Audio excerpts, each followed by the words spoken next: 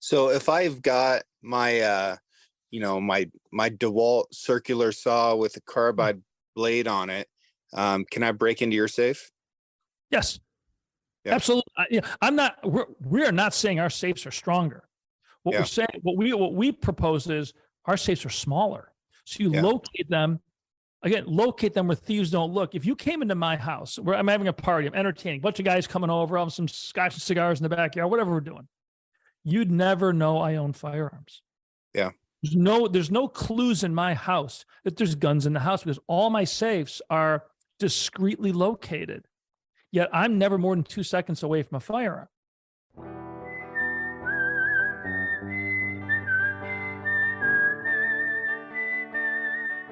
These are stories of outdoor adventure and expert advice from folks with calloused hands.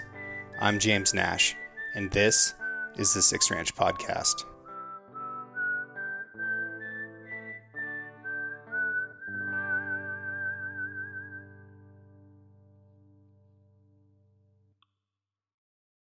A hot drink can become cool in two primary ways, through conduction and convection. Conduction occurs when two objects touch each other. Imagine holding a piece of ice. Before long, your fingers are cold and the ice begins to melt. That's conduction.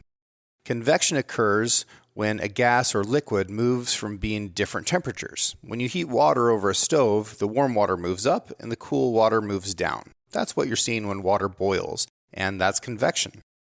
A stainless vacuum bottle prevents conduction from occurring by creating a void between the walls of the bottle, thermos, or cup and the outside air. It prevents convection by keeping all the liquid inside at the same temperature. That's how a Stanley product keeps your cold drink cold and your hot drink hot. And they've been doing it for 110 years. The Six Ranch Podcast is brought to you by Stanley 1913, and you can check out their new and classic line of products at stanley1913.com. Yeah. So from where I am, it's 76 miles to the closest stoplight, and it's about 5 hours to the closest parking meter. Wow. What's the closest grocery store? That's always the one that's. It's not too bad. There's a grocery store in town, 15 minutes away, but I'm also fortunate because, I get to live on this cool ranch, this old family ranch. So we don't need the grocery store for much. We've got greenhouses and orchards, cattle. We've got lots of wild game. We've got a river that runs through the place. There's, besides toilet paper and scotch, there's not a lot that I have to go to the grocery store for. Not a bad way to go, I'll tell you that. It's I'm now pure carnivore diet. So we've got a hunting ranch, so I try to hunt and fill my freezer, but I do need to supplement with we'll say purchased beef. Yeah. Nothing wrong with that. Nothing wrong with that at all. There's a lot of people that get a little bit high and mighty in hunting about their food being superior to anything that might come from a grocery store. And I don't support that at all. There just isn't a big enough wild game resource to support the population. It's a privilege for the people that get to eat wild game. It's a privilege for people who can afford to eat clean, healthy meat from the grocery store. I think it's fine. It is. And when you're doing the carnivore diet, truly the fat content of game is way too low. Right. Yeah, I could not survive on that easily. I do about 30 to 35% fat. And normally that ends up being ribeyes and strip steaks with the fat cap still on. I buy the whole thing, cut my own, and leave all the fat on. And people think I'm nuts, but you know what? I'm healthier now than I've been in the last 20 years. So it's working. I love hearing that. I got one of these steak lockers. It's like a refrigerator that's built for dry aging meat. Okay. And it's not that much different from a normal refrigerator, except that you can control the temperature to the degree and humidity to the percentage. And then it's got a UV light in it to kill any surface bacteria. So what I've been doing is buying whole primal New Yorks, putting them in there. And whenever I need a steak, I just pull it out and cut off whatever steaks I need. And it's been really fun on this first one to see what the difference is between a steak that's been dry aged for a week versus 2 weeks versus 3 weeks. And we're at like 45 days right now. And I'm going to cut off a couple more for dinner. But there's a level of complexity to that flavor that changes with, really every day. That's fast. Now, how long will if you buy like a whole strip, how long can you age it? So 30 days is where it really starts to matter at all. And then around 45 to 60 days is really when you're hitting sort of the peak of that complexity that most people are going to enjoy. And then you can go well beyond 60 days to 100 days or more. I've dry aged wild game for 5 months before, just in the open air, and it's tremendous. But it can get a little bit funky and get a little bit of a blue cheese kind of flavor to it after 60 days. But most people will eat a 45-day dry aged steak, and it might be the best steak they've ever had in their life. Wow. Now, what temperature what do you set it up at? Like 38? Is that That's exactly what I have it set up at. 38 degrees and 70% humidity. Really? Okay. So that's higher humidity. Cause I always, where I am here, if I'm hunting, this year was so warm, we couldn't really do much aging of anything.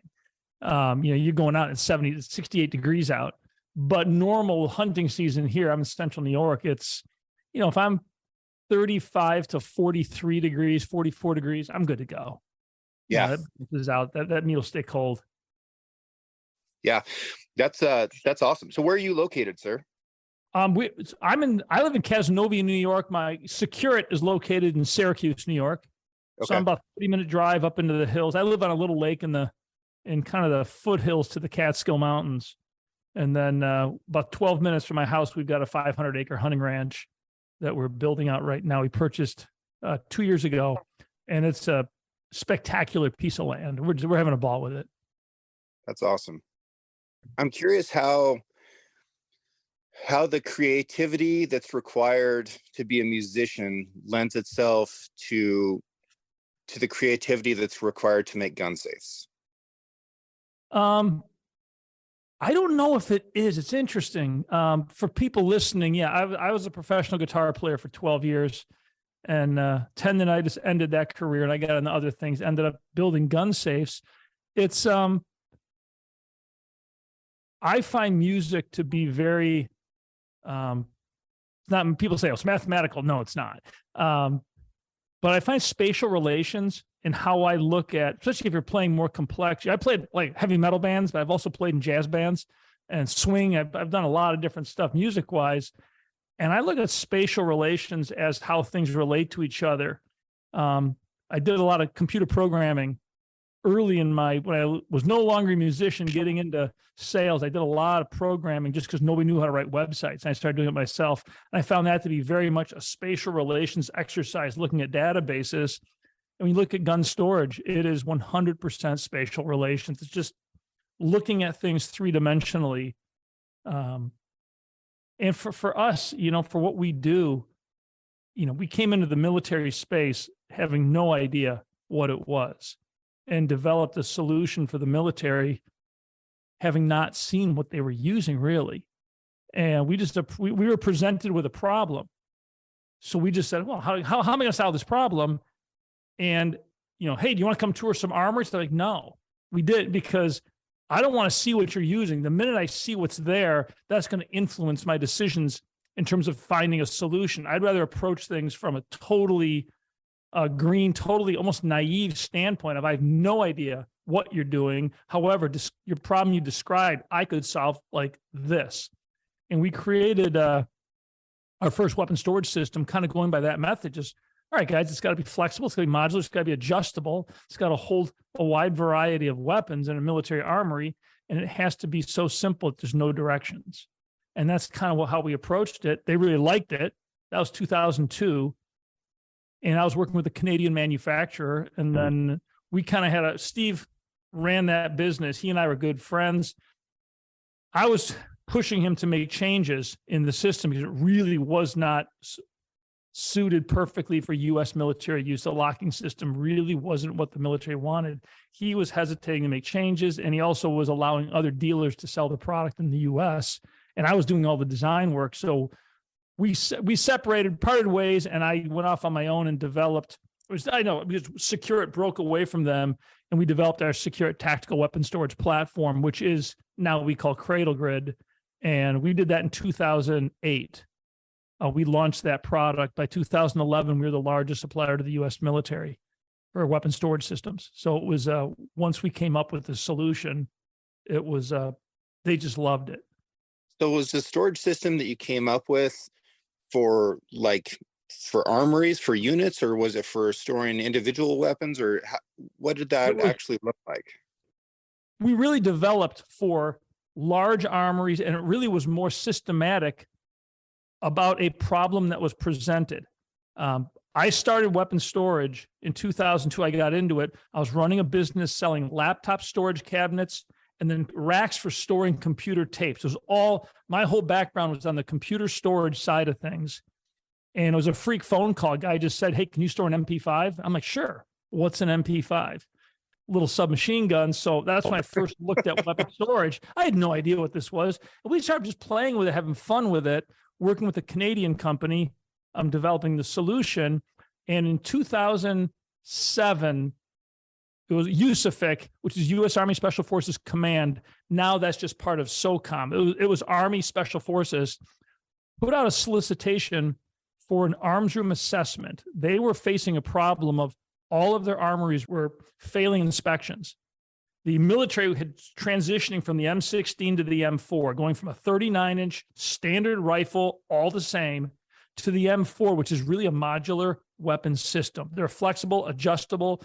The SOCOM guys have what they call a SOP mod kit. So you had all these attachments. So they could be storing the rifle with or without optics, with IR illuminators. There's all these different ways this gun could be configured.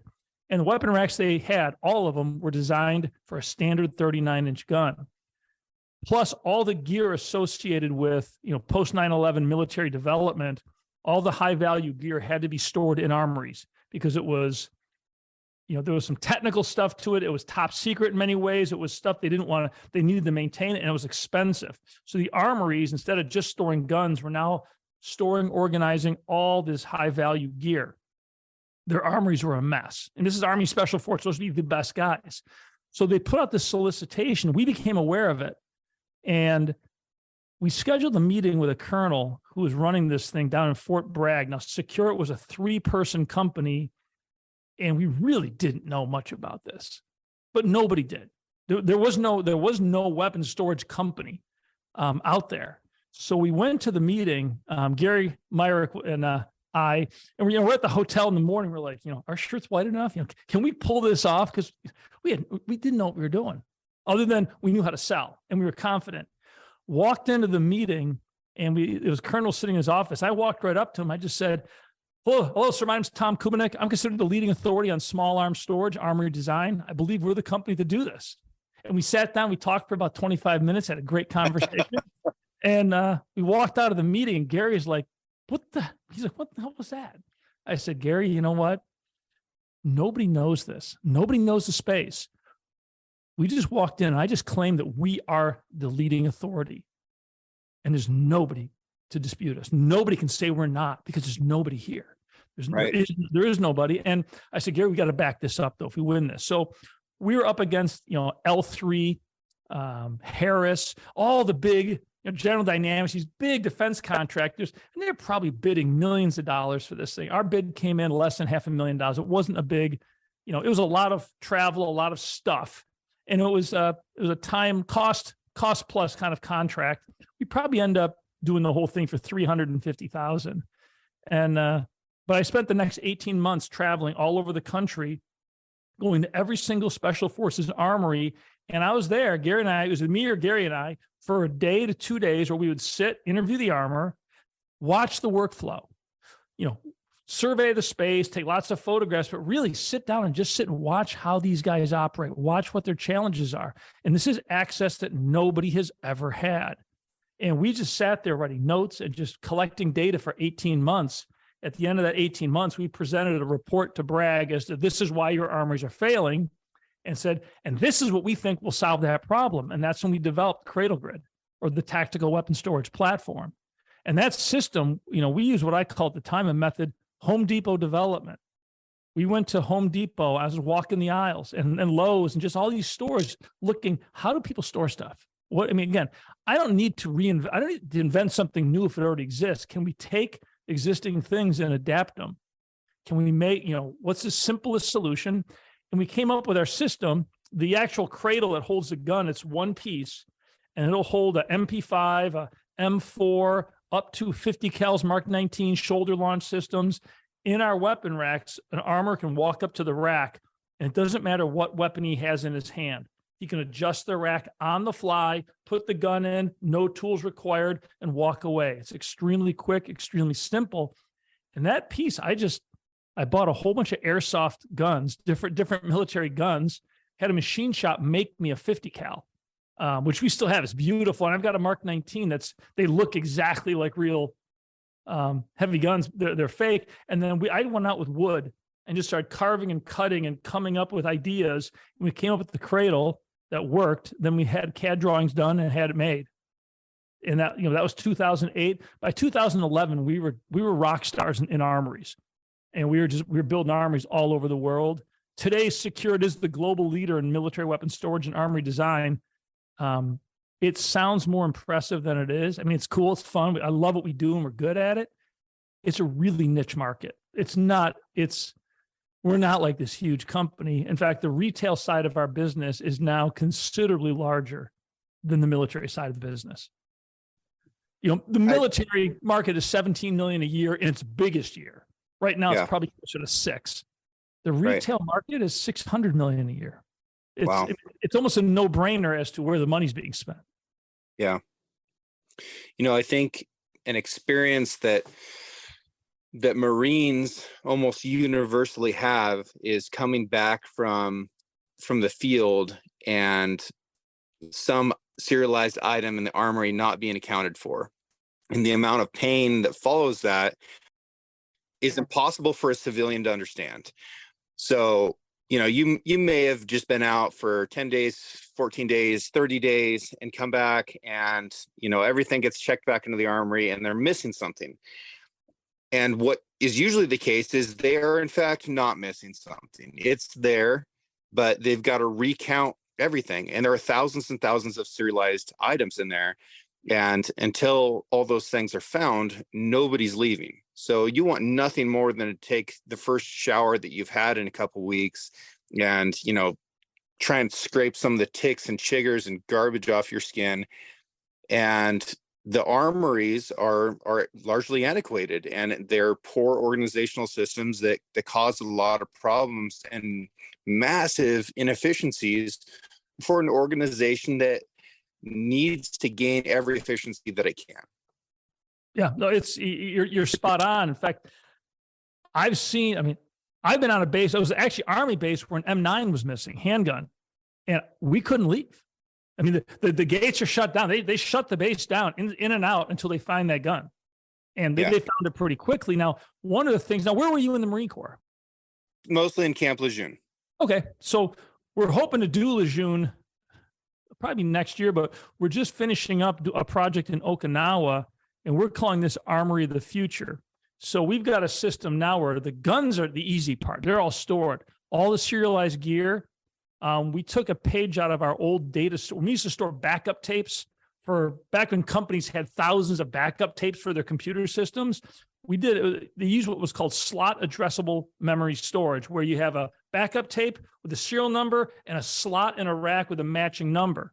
So now you walk into the armories in Okinawa, all the serialized gear, you pull out a drawer, it's foam that's cut to fit it's optics that fits all the optics. The serial number on the optic matches the serial number in the drawer.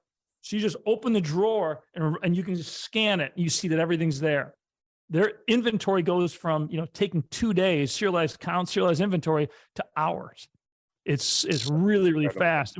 We're just finishing COVID really screwed us up. We were supposed to be done 2.5 years ago, and Japan was so difficult with COVID that they just shut us down. And we're now we should have the project completed. Our target's the end of July. In fact, I'm going to be out there in June, just doing some tours, meeting with some of the guys in command and taking a lot of photos. But it's going to turn people upside down when they see how these armories function. And we think we're going to roll this solution out across the Marine Corps, and they're hoping to do big Army with it. Let me bring this down to a level that impacts a few more people. Yeah.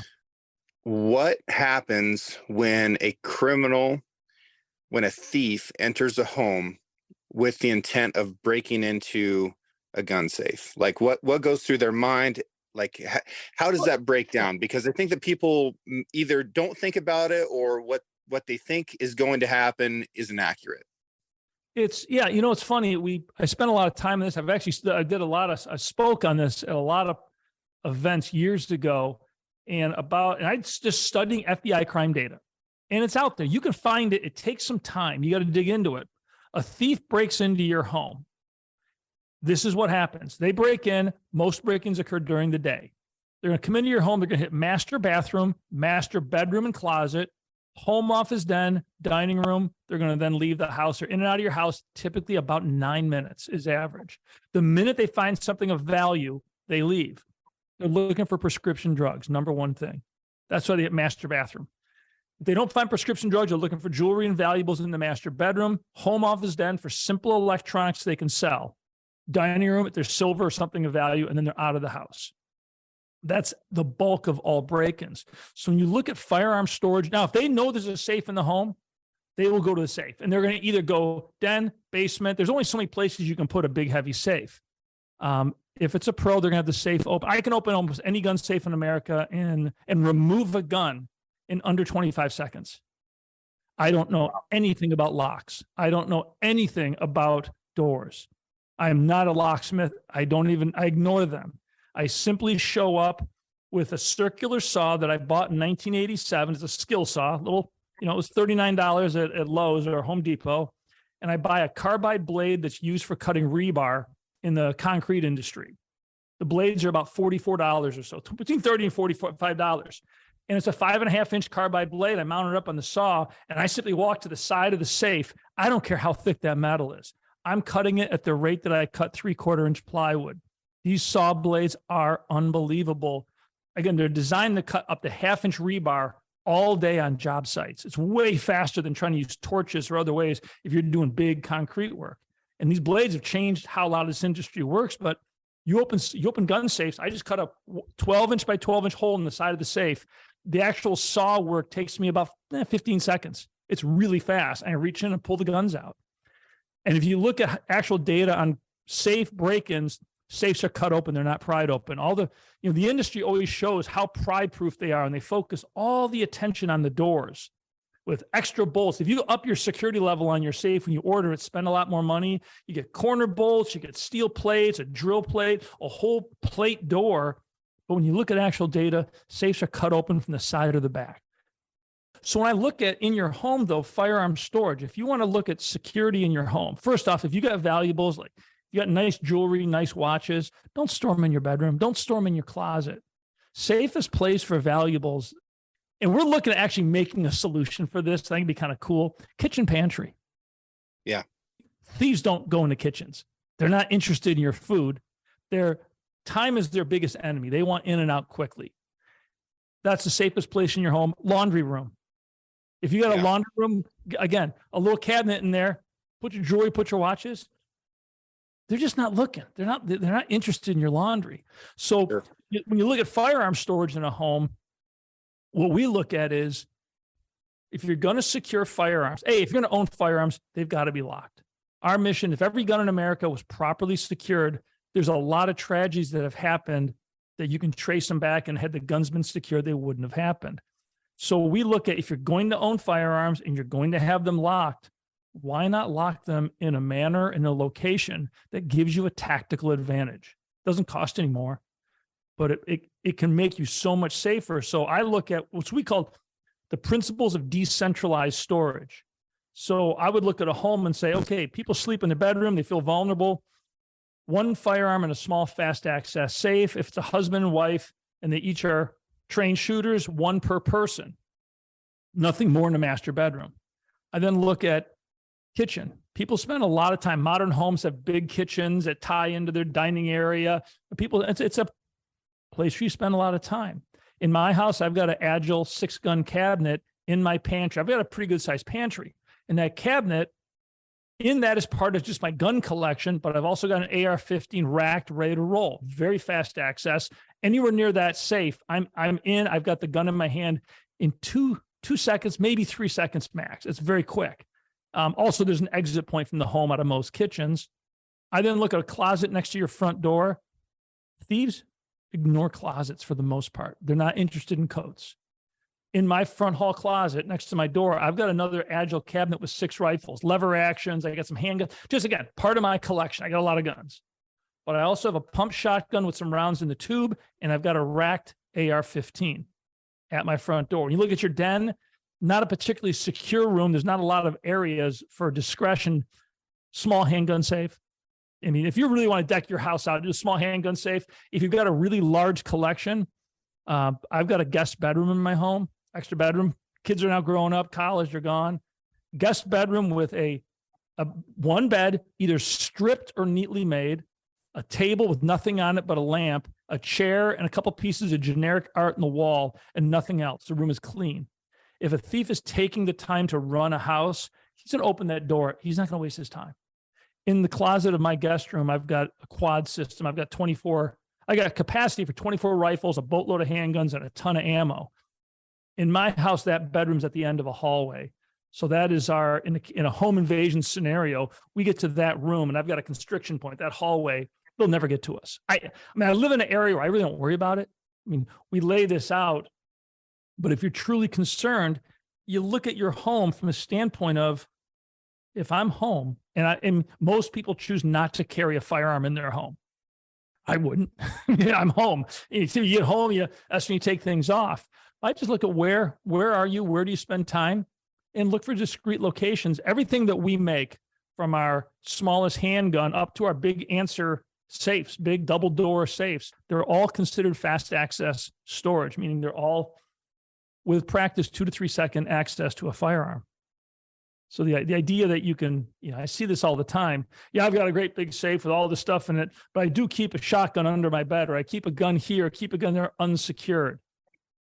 And when you look at the data on accidents, on child accidents, on unauthorized use, crime or accidents, in so many cases, had that firearm been locked, does the tragedy happen? And the one that comes to mind for me always is Sandy Hook.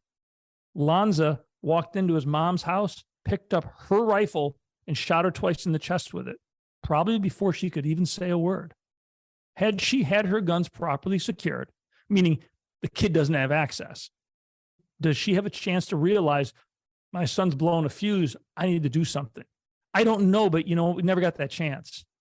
If the chain had been broken, right, big tragedy, it doesn't happen. And there's so many instances where we look at the data and saying, you know what?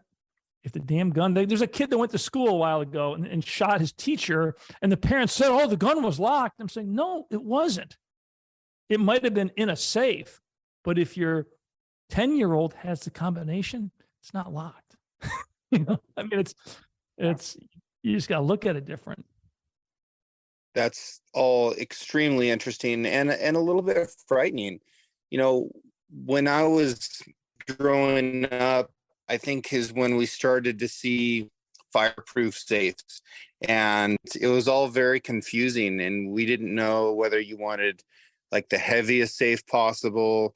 The fire ratings seemed complicated, and then when I talked to guys about how long house fires burn, they're like, yeah, this is largely irrelevant. A lot of these guns are just getting cooked in safes that are claiming to be fireproof. Now we're moving into an age where there's new technology like biometrics and RFID for, how to access these safes. How should people evaluate what they need today? It's a complicated world. There's a lot of options and we don't really understand what they are. There is. And a couple of things that people really should realize. The fire rating side of the industry really is nonsense. A true fire rated safe. Now we make the true safe. AMSEC also makes a safe that I would classify as true fire rated. It's ridiculously heavy, ridiculously expensive. Our safe went 2 hours, 20 minutes in a test. I would give it a 20-minute rating because the tests are static. The air is not moving in an oven when you test a safe. Like a 60-minute safe is in an oven for 60 minutes. The air is not moving. Fires are violent. The air is moving quick. If you put a pizza in an oven at 500 degrees and you go home, you get your tombstone pizza, you can put your hand in that oven at 500 degrees. I bet you could hold it there for almost a minute because the air is not moving. Your hand slowly heats up. Put your hand in take a small jet engine where the exhaust is coming out at 60 miles an hour at 500 degrees. Put your hand into that exhaust stream. You'll burn the meat off your bones in a half a second. Right. That's the difference between a true fire and what the tests are. The other side that people all have to realize is if you've got a safe that was involved in a fire, do you know how hot it got? And the answer is no, you don't. So hardened steel starts breaking down around 340 to 380 degrees. It starts losing its hardness. Annealed steel starts breaking down about 620 to 680 degrees.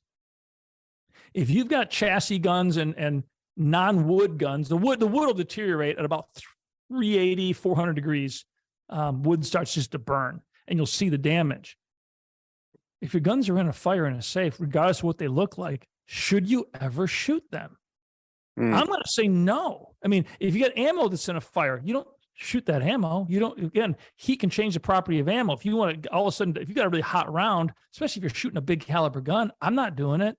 If I've got a 300 Win Mag that was in a fire, am I going to trust that bolt, and the receiver right next to my cheek pulling the trigger? No, and you shouldn't. You got to look at, in a true fire, your insurance is replacing your guns. Do not try to save your guns because you're chasing something you just can't save. If you got true relic, very, very valuable guns, the best fire safe in the world is underground. Connex boxes, buried Connex boxes, and there's a lot of companies that do that now, and it's a great way to secure firearms. But for the basic home user, all that weight for the fire rating is a waste, because you end up with a safe that weighs 900 pounds. If you talk to any realtor, the two most left behind things when people move are hot tubs and gun safes. And the average American now moves every 6.3 years. Every 3 or 4 years, that number is dropping. People are becoming more mobile. People like their freedom. They like their mobility. And having these huge gun safes, it's an albatross tied around your neck. That's why everything we make is either lightweight or ultralight. And, my lightweight agile safe, which we can't prove it. We believe it's now the #1 safe sold in America. Wow. Congratulations.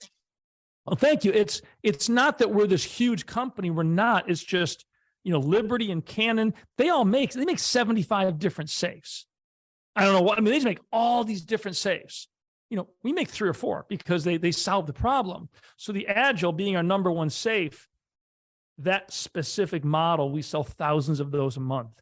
And I don't think anybody else can claim that. And that is a 100-pound gun safe. Holds 6 rifles, a whole lot of handguns with it, and a lot of other gear. But once you bolt that down, does it matter whether it weighs 100 pounds or 600 pounds? It really doesn't. But the beauty of the lighter weight safes are you can relocate them in your home.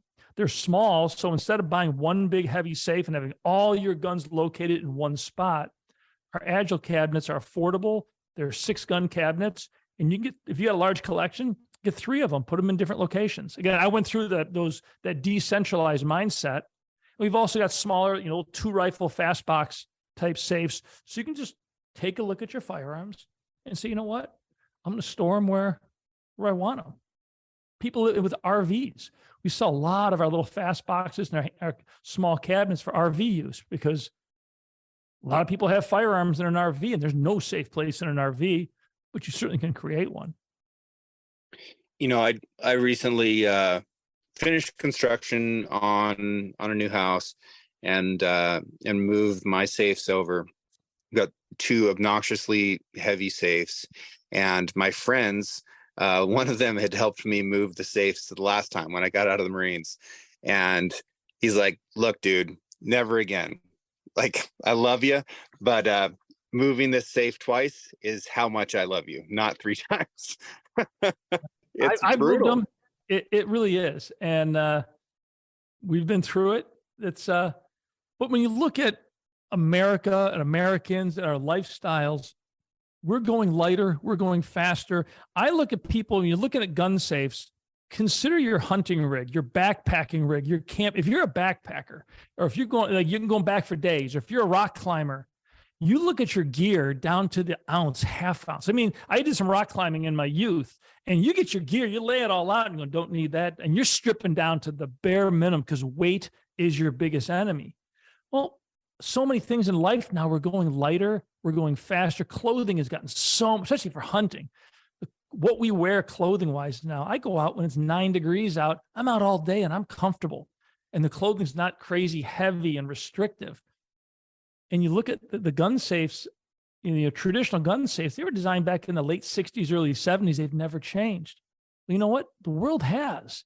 And you don't need to have this big dinosaur that you'll never move, that it's there. And if you put it in place and you're using it and decide you want to remodel part of your house or redo something, guess what? Unless you hire a company, you're not going up or down stairs with it. I mean, if it's one of the heavier safes, it's very, very difficult. So we're just taking the 25 years of military armories just taught us that, you know what? The Marine Corps, every ounce matters. We built for the Marine Corps, it's lightweight, very secure weapon storage, because they want to not just take the guns, they want to take the racks and they can load everything up and move pretty quickly. And there's no reason civilians can have that same flexibility. And when I was deployed, we had basically nothing for secure storage. And there's no way for us to be able to move secure storage to those remote forward operating bases and combat outposts. We're living pretty poor out there. We didn't have much. So the closest thing we had to an armory was the Connex. But like my rifle, pistol, the whole time, they were either just on me or like under my cot or something. Yeah. I didn't have that. If we would have had some lightweight options that were secure, that would have been really nice. It's it's interesting. A lot of it, again, we got a massive force. There's nothing you can do. We do build a lot of Connex box type armories, mobile armories. We used to build a ton of them, not as much anymore, but that it is tough. And I think as a Marine, though, you're pretty much, when you train, when you're deployed, if you're downrange, if you're in a hostile area, you basically carry it, sleep with it. Yeah, it's with you all the time. Yeah. I was an officer, so I had a tanker, so I had a handgun and a rifle, and I didn't need to have both of them on me all the time. Right. So during those times, it would have been really nice to have something that was secure, that I could secure myself, and I'm not going to go like hassle the armor, like, hey, I need to put my rifle away for, the next 15 minutes or something. It would have been really nice to have a cleaner system. So I do think that there's a massive need to increase the efficiency on the military side as well as the civilian side. And this is slightly off topic, but this serialized inventory thing is so incredibly serious for the Marines. If it's got a serial number on it, it does not get lost, period. And like we will scour a battlefield. We'll go back to extremely hostile areas. We'll expose ourselves to IEDs, to sniper threats, to all kinds of garbage, just to find this one serialized thing that might have fallen off somebody's gun. And something that was famous for that in training was the PEC-15, this little junky laser that we were required to have on our rifles that nobody ever used. I never saw one get used in combat, ever, not once. And after a while in country, it's like, look, we have such a huge IED risk out here. There's no way that we're coming back to look for a piece of gear that we're not using. So I had all my Marines take their shit off and put it in the armory, like, done. We're not going to deal with this anymore. And what a tragedy that we would have a piece of gear like that might be helpful under certain circumstances, but we're so afraid that we might lose it that we really had to take them off in order to decrease the risk to an acceptable level. And I do think that conversation expands into military armories and then into personal armories for civilians and gun safes in the home. Like, you've got to be able to take care of your stuff and know that it's secure all the time. It's very important. Well, another part that what we bring to the table, what we look at is, and it's happening now, civilians mimic or trace changes to the military 10 to 15 years later. And now you look at your basic American gun owner, the volume of gear associated with firearms is just growing exponentially. I've got the gun wall behind me, but I go hunting now. I carry a lot of gear, a lot of tech. And our system, coming from all that military, gives you the ability to store and organize all of your associated gear with your firearms. A lot of people don't think about that, but it's having everything in one big spot. Like I use agile cabinets. I've got a wall of them in my house, and I've got rifles, I've got gear, and it breaks down and is organized. So, turkey season opens up soon. Well, I'm going to boom, rifle. I organize all that gear together. Odd caliber rifles. I keep the cleaning kits. I keep I keep all the things associated with that gun in bins right with that gun. If I'm working on a firearm, I've got something I'm disassembling or working on an AR platform, all the parts stay in bins right with those guns. And it's a level of flexibility that civilians aren't aware of that they can have. And once you get it, once you understand the organization, it's like, holy cow, does your life get easier? I mean, our industry sells a ton of hunting gear because hunting season shows up and guys can't find the piece they're looking for. So they just buy it. How do people, how do you open an agile cabinet? It's push button locks. Okay. There's a lot of tech coming into our space. Yeah. And we don't use biometrics for a very simple reason. And this comes from the military. We use the term, maybe you're familiar with it, never fail equipment. And if someone breaks into your home and they're shooting at you, your safe that's never fail equipment. Biometrics fail. I mean, they fail all the time. If your hands are dirty, it won't open. If you're wearing gloves, it won't open. If your hands are really wet, it may not open. If you haven't reset the thing and you wait a year and a half, your fingers, fingerprints don't change, but the locks don't read well anymore. You have to reset them.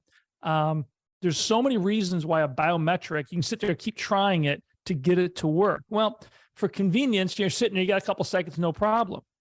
But if someone is shooting at you, it is a problem. And the testing we've done at training centers where guns are in secured racks using simunition where it hurts to get shot, but it's not going to kill you, but you really don't want to get shot.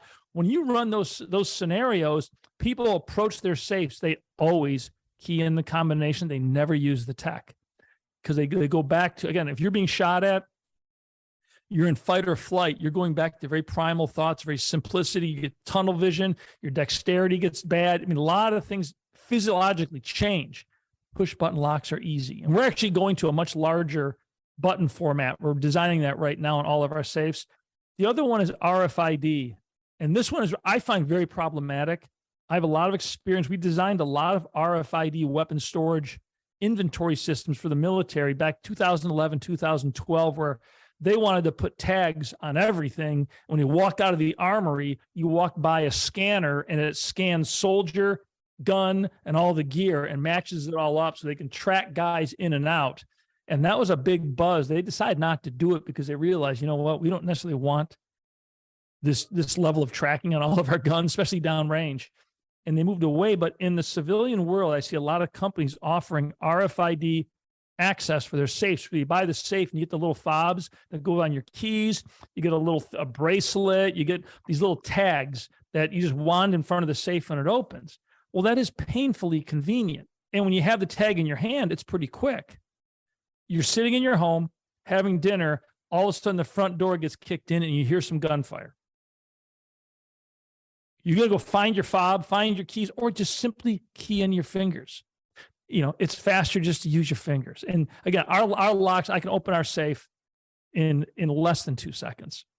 Yeah. It requires some practice. The other side of the fobs that people don't realize is when you buy a safe with RFID and it comes with 4 to 6 different tags and things, you're introducing key controls into your home security. That's something the military deals with on a regular basis. How do you secure the keys to all the locks? Well, these tags open your safes. So where do you put them all? Do you put them on your keys? Do your keys hang from a hook by your door? There's Hornady makes a tag for their safe, for their rapid safe, and it says Hornady Rapid Safe right on the tag. Somebody breaks into your house and they see this thing on your keys. Well, it's a clue. They know you've got a safe and they've got the key to open it. And there's no true advantage.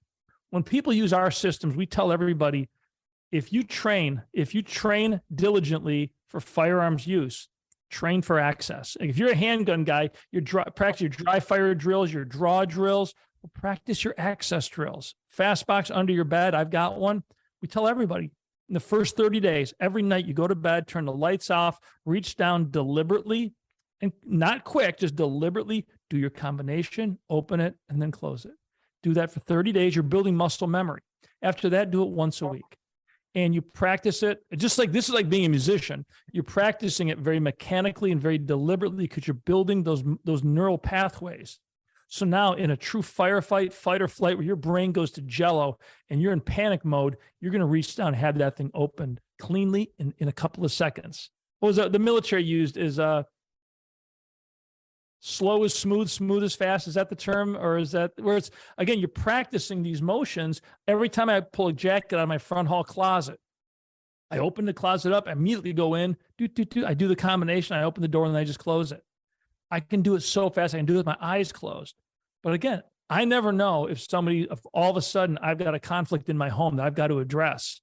But I practice this every day so that if that does happen, I'm not thinking. I don't have to think, because truly, if people have never been in a true fight or flight scenario, you can't think. I always tell people, have you ever been to a car accident where you're the first one there? People aren't seriously hurt, but it was a hard hit. You got the guy sitting in his car, he's flush. If you walk up and say, "Excuse me, are you okay?" He goes, "Yeah." He goes, "What's 17 minus 6? He's going to look at you. And he goes, they can't give you the answer. Sure. Because in panic mode and fight or flight, your cognitive brain is shut down and all of your processing goes down to your lower brain and it functions on instinct because you need to survive. It's fight or flight. If you practice things like access and build those neural pathways, get muscle memory, you don't need to think. You just do it instinctively. And that's what you're going after. That's why you practice your draw. That's why you practice all these drills. Access is the same thing. We're really big on, if you're truly concerned about home defense, practice your access the way you practice everything else. So if I've got my, my DeWalt circular saw with a carbide blade on it, can I break into your safe? Yes, yeah. Absolutely. We're not saying our safes are stronger. We're saying, what we propose is our safes are smaller. So you locate them where thieves don't look. If you came into my house where I'm having a party, I'm entertaining, a bunch of guys coming over, I'm some scotch and cigars in the backyard, whatever we're doing, you'd never know I own firearms. Yeah. There's no clues in my house that there's guns in the house because all my safes are discreetly located. Yet I'm never more than 2 seconds away from a firearm. Now I do have an office in my home with it's a secret door system where you open it up into the big display for the man cave badass look, and that's using it's a hidden door system that nobody would ever even know the space exists. Yeah. And we build a lot. We don't build those systems. We do the gun part of it, but we've been part of some amazing gun room systems. There's a mistake that I've seen some people make with building gun rooms into homes where they'll, put it into a basement or they'll put it into a room and they'll make some really thick concrete walls. What happens is if you do that, you have hundreds or more gallons of water that needs to come out of that concrete. And you're going to have to run big dehumidifiers that are going to pull out gallons of water out of the air every day for years. And if you don't, you're going to walk in there and your guns are going to look like a bunch of Cheetos because they're in a very high humidity environment. It is. It's when you look at, fire ratings and things, if you're concerned about fire rating of an actual gun room, I like the Aircrete products, which is it's cement, but it's foam injected, and they use it as insulation. And yes, there's a water content to it, but it dries fairly quickly. Doesn't, I mean, there's so little concrete that a block of the foam cement, like a 12-inch by 12-inch block, weighs not even a pound. It's really light. It's crumbly, but in the walls, the R value's through the roof. And I tell people use 2x6s. Most of the stuff we do is double up your drywall and buy fire rated drywall, double it up and use 2x6s, and you got a pretty secure room. Again, if it's a secret room, you don't have to worry too much about security if nobody knows it's there. If you're diligent about not showing off your cool room to everybody, most secure rooms, nobody would ever know that the room is part of the house. And guys breaking in, they're not taking the time. They're moving so fast. Yeah. Those statistics and that information that you gave about how a criminal enters and moves through a home, I think that's tremendously valuable, because most of us are not thieves. So it's hard for us to think about how that person thinks. It's hard to the point of being impossible to figure out, okay, this is how somebody's thinking as they're going through my home, when they're going through it. That's stuff that I would not have known on my own. Very, very valuable information. I appreciate, that information as much as anything else that you've said so far on this show. I hope people paid attention. Yeah, I hope so. It's out there. We spend a lot of time mining data, mining information, looking for, again, we're always, how do you make it faster? How do you make it simpler? I'm a big believer in simplicity, and everything we do. We have directions to assemble our cabinet. Our Agile cabinet ships flat. You assemble it. Your first cabinet will take you 15 to 20 minutes to assemble. Your second one will take you 3 to 7 minutes, because you got to kind of lay it out and look at it. But it's really, really simple. There's no directions for how to use our stuff. It's very intuitive. I just look at it. Most people have like that junk drawer in your kitchen, all the crap in there. And what you got in there typically is a screwdriver, pair of pliers, duct tape. You keep the simplest tools handy because you solve the most problems with the simplest tools. And we look at gun storage in our cradle grid system as it's the simplest thing we can come up with, and it solves the most problems. Certainly in the military, which is transitioning now into the consumer world, this idea of gear and guns, high value gear associated with your firearms. And everybody shoots with optics now. 30 years ago, 40 years ago, you might have a scope on a gun or two, but most guys were shooting iron sights. Yeah. And a scope was a luxury. And now I know very few people who hunt with iron sights. And if they do it almost as like a badass novelty thing. It's, oh yeah, well, I'm going iron sights this year, just as a retro thing. Yeah, and we're starting to see that in handguns now.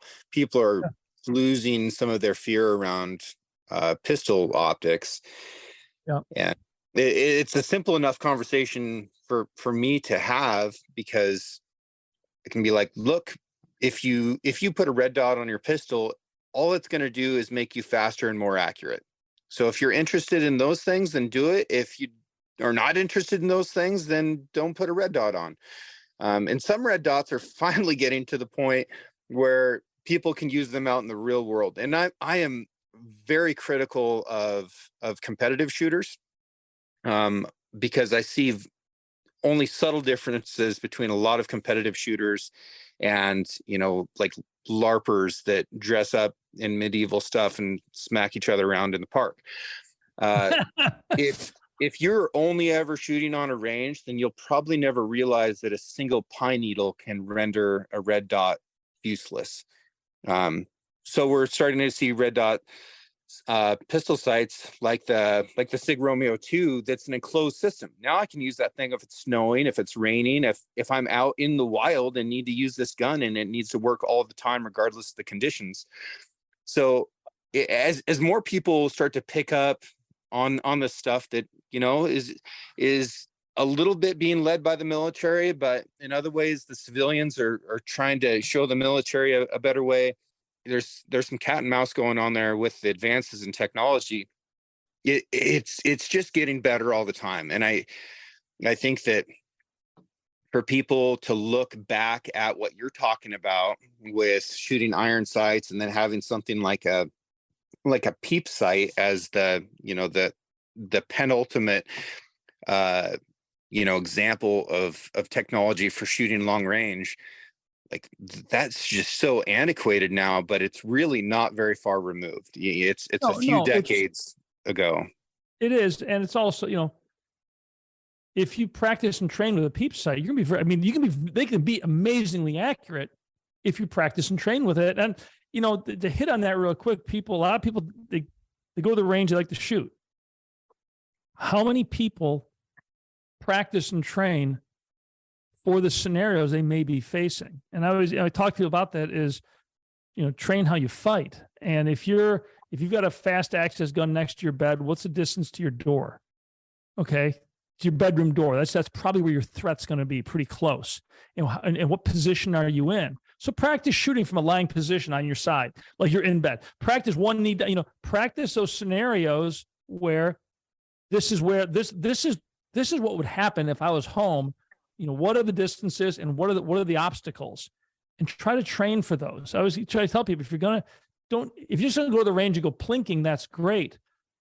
But if you want to improve your safety, look at the scenarios that could present themselves and try to mimic those. I'm a big believer in outside help. I go to every course, I've done some various 3-day courses whenever I get a chance to do a training course with somebody, I'll always, if I get the time, some of them I'm beyond, some of them I'm not. I always learn something. I always have a blast, and every trainer out there will teach you something. I agree. I think that training, it is a lot of fun, and I've never been to one that I didn't learn something from. Yeah. Even the ones that I was teaching at, I learned stuff from it. Yeah. Maybe even especially those, but they're a really good time, and it's so important to continue that education and keep an open mind, because there are new techniques that are getting developed, and you'll go to one trainer and he'll get you shooting like this, and then the next school you go to, they'll be like, oh, that guy was all wrong.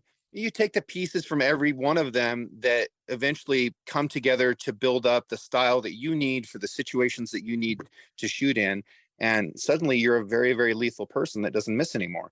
And that's what it's all about.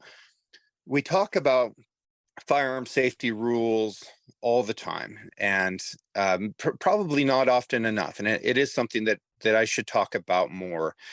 But something that does get left out of that is the imperative that we keep our guns safe when we're not around them. Those firearm safety rules are really built around when they're in your hands. So I think that what you're doing by making gun safes better is important for everyone involved, whether they're the gun owners or not. There is a responsibility to keep those guns secure when they're not under your direct control. Absolutely. And, there's a lot of people out there. I talk to a lot of people, say, Tom, I love what you're saying, because look, I just spent $2,500 on this huge safe. I said, nothing wrong with that. I said, you've got it. You can keep your guns locked. I go, if you want to improve your defensive capability, keep the bulk of your guns in your safe. Pull out one, just buy a small, little fast box, or buy a small fast, and put one in your front hall closet, put one in your kitchen. As I always tell people, kitchens is the most neglected place to have a secured firearm. It's where people spend the bulk of their time in a home, or in a den, and thieves ignore kitchens. It's such a secure location.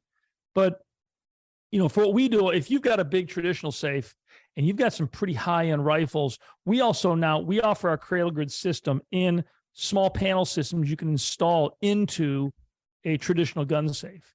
You can gut the whole safe and put our system in. You can remove just a portion of that interior. They come out pretty easily, and just do half the safe. There's a lot of options that way, but it just gives you the flexibility. Traditional gun safes don't use what I would call proper weapon storage, meaning, in our system, which again is designed for military standards, all guns are stored free and clear, meaning guns are never touching guns. All guns are stored in one row. You're never putting guns behind guns. Traditional gun safe, you got it packed full of guns. You can't get to the one in the back without laying stuff all over the ground. Also, you could have a 22 missing. If you got 30 guns packed in, that you'll never get, let's say you got 20 guns packed into a 40 gun safe. If one's missing, do you know it? I'm going to say you could be missing a gun for a year or longer. You might not know it.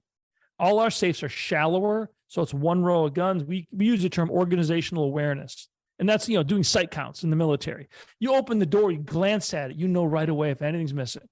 It's that quick. Plus the flexibility of the saddle system allows you to store, whether it's a big chassis gun, long range precision rifle next to an MP5, next to a lever action, next to a shotgun, the saddle system adjusts so every gun is properly stored. You're never going to lose zero. You're never going to have any kind of damage on the firearms. Whereas the traditional gun safes are just that row of particle board with the little W's in it, and you kind of try to fit the guns in as best you can. It's almost like the guns were an afterthought. I'm not sure what the history of that type of storage is. But when they say it's a 40, sorry, when they say it's a 40 gun safe, yeah, that's like when 16, they say it's a 6-person tent. Like, yeah, right.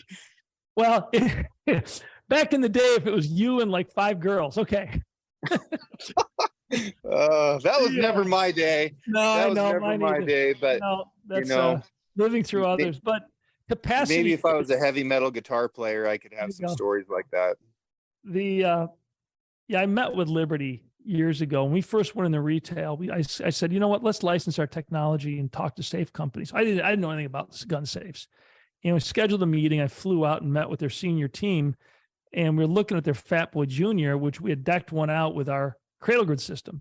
And he said, Tom, he goes, the problem is that system only holds 12 rifles in the safe. And I said, that safe holds 12 rifles. He said, Tom, that's a 40 gun safe. I'm saying, with all due respect, you'll never store 40 guns. In fact, we had the safe at our office. We wanted to see how many it would held. We had 18 guns in there, and it was packed. I mean, we had a mix of AR platforms, some chassis guns. We had a lot of different guns in there. Even I went to straight lever action rifles and bolt rifles with no optics. I was about 26. Yeah. And his response was, well, that's our industry's little white lie. And that was a response that I'm just like, wow. And he just, they say 30, we say 32. I'm just thinking customers are smarter than this. And it's gotten so bad because they're all doing the same thing. And I'm not trying to bag on the safe industry. You know what? They make the quality of their construction is solid. They make a solid product. They're so tied to 1968. And they're so tied to these old ways of doing things. You look at the leadership team, a lot of these companies, and they're not firearms people. I mean, they're most of the big safe companies are owned by venture capital firms. I got no problem with capitalism. I'm a capitalist. I believe in letting people make choices, make decisions, and live their lives and build their businesses. If folks want to sort of learn more about your system, do they need to buy it at a retail store? Do they order it from you? Like, how do they find out more? Where do they buy it if they want one? Yeah, we are for the most part direct to consumer. But we cut out, we used to sell through stores. The problem is the big box retailers all want to make 40% margin. So that means your prices are higher.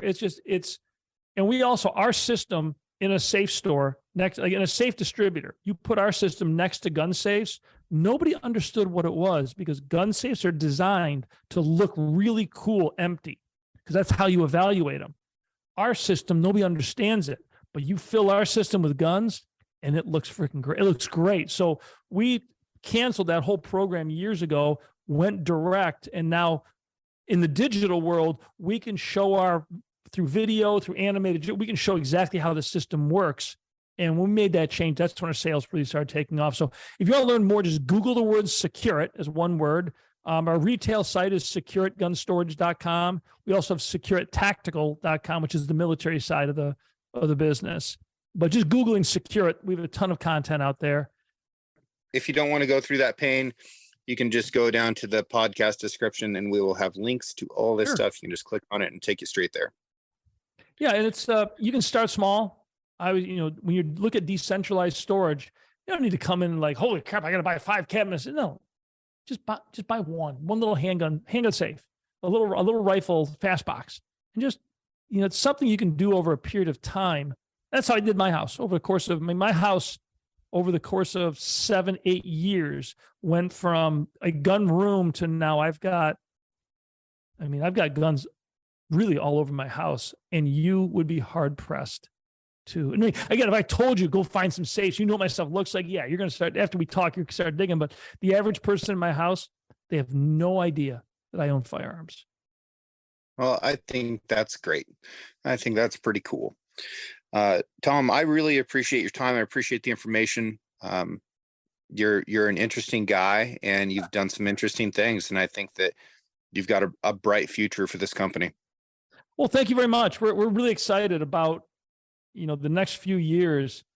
We're really driving on the performance side of our industry and really trying to associate SecureIt with the performance side of shooting. How you shoot, you train, and now access is part of that performance package. So we're going to be hosting a whole lot of events now this year. We started our first event a couple of months ago. Second one's coming up in June. We're bringing people together for 2 to 3 days of firearms training, access training, and it's a whole, the whole holistic idea of safety, security, being prepared, both mentally, physically, all aspects of it. And we're hoping those events that we can get enough of a team of companies together to I'd love to run one of those events every month, just all over the country, and get more and more people involved in this broader thinking of safety, security, access, performance. It's just the whole package. Well, keep me in the loop. I'd love to attend something like that. I'll do it. I will do it. Love to get out to, God's country out your way. It's beautiful, beautiful. In fact, I'm going to be out in Bozeman, Montana next week. Okay. Yeah. I heard that. Yeah. No, Bozeman's a cool place. There's some good folks there. A bunch of hipsters there too, but there's some good folks in Bozeman. I think you'll have a good time. I'm sure I will. Okay, sir. Well, thanks again, and have fun out in Montana. I will do it, man. Thank you very much.